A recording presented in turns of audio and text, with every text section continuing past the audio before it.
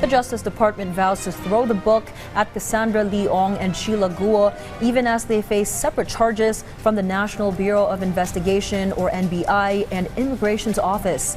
For starters, the charges of disobedience to legislative summons and transgression of the Philippine Passport Act await Sheila Guo, while Cassandra Leong faces the introductory dual charge of disobedience to summons and a heavier charge of obstruction of justice.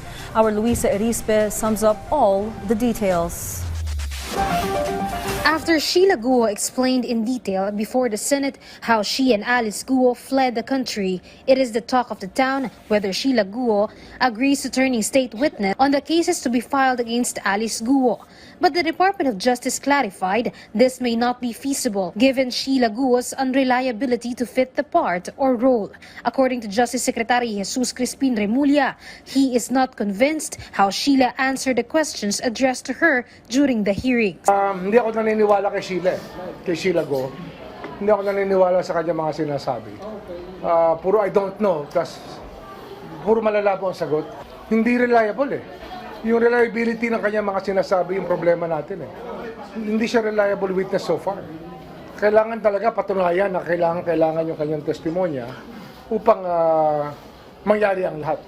Remulla stressed it is possible Sheila may not be a real sister of Alice. However, her story of how they boarded the boat to slip out of the country is simply unbelievable. Naniniwala si Alice Guo sasakay na fishing boat ng 3 araw para makarating sa Sabah.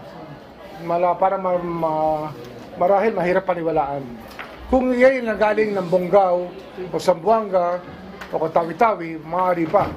Pero para ito yung manggaling ng Zambales at 1,300 kilometro mula sa Kota Kinabalu, eh sobrang namang galing nila na sumakay sila para sine.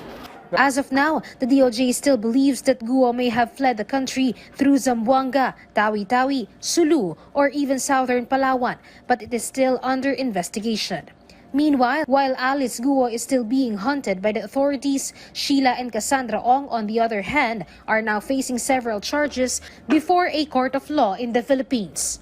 The DOJ confirmed Guo will face raps of disobedience to legislative summons and violation of the Philippine Passport Act, while will face cases on obstruction of justice and disobedience of legislative summons.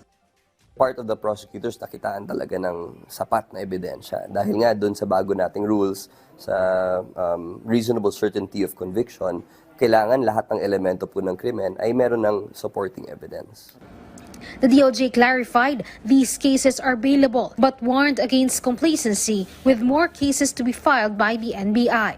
The DOJ is also looking into a money laundering case against Guo, human trafficking case against Ong for her connections to the Pogo Hub in Porac, Pampanga. Pero may mga iba pang mga biniklamo sa kanila NBI, yung mga yun naman referred for regular preliminary investigation. Hindi ibig sabihin na tapos na, no?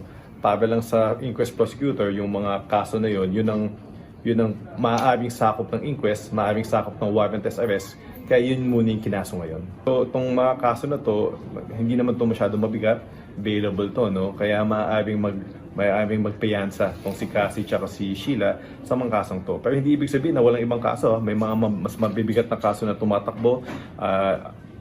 Iniimbestigahan pa lang ito ng mga pisikal natin at mga leya. At sa lalong madaling panahon, mahahain na itong mga kasong to. Luisa Erispe from the National TV for a new and better Philippines.